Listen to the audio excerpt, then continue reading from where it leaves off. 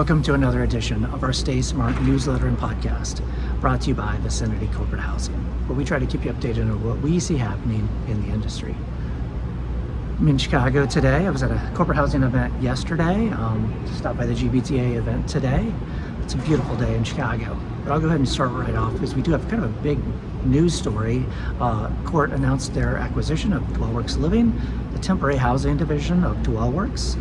It's not super surprising, as we saw previously, Court sell their destination service division to Dwellworks. And this really just looks like Dwellworks wanting to focus on their core business function of destination services.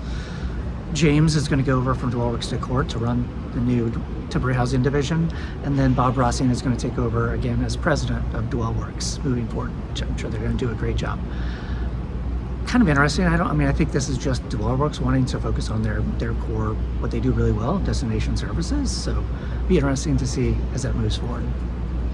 The second article we have is another acquisition.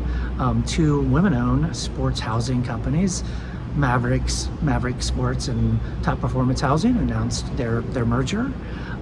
Kim Shimnick is actually going to come over from Top Performance Housing to Mavericks and be their Chief Revenue Officer. I think this makes a lot of sense. It's two companies that are in the same kind of niche market where it's sports housing. I think this makes a ton of sense. It's two women-owned companies.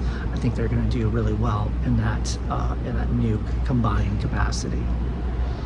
Now, our third article is about Marriott. They announced their new branded apartments in Cleveland coming out in 2027 under the new W brand. I think this will be really interesting. As we've seen in the past, Marriott, obviously they had their partnership with Sonder. Go back a ways, they had their ExecuStay brand, corporate housing division.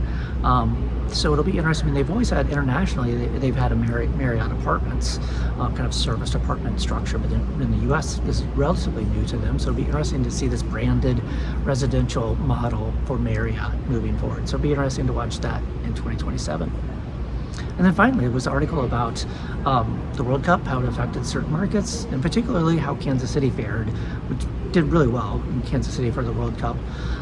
They showed an increase of RevPAR of 51%, mostly driven by nightly rate, year-over-year revenue increase. So I think it's a mixed bag still. I think hotels are still kind of looking at the numbers and seeing what that looks like. But for short-term housing, it does look like it was really well for Kansas City and some of the other markets like New York. So really interesting to see. I always like to see articles about Kansas City doing well, so I included that in there. If there's anything else you'd like to hear us talk about, please let us know. But otherwise, that's what I see transitioning this week. Take care.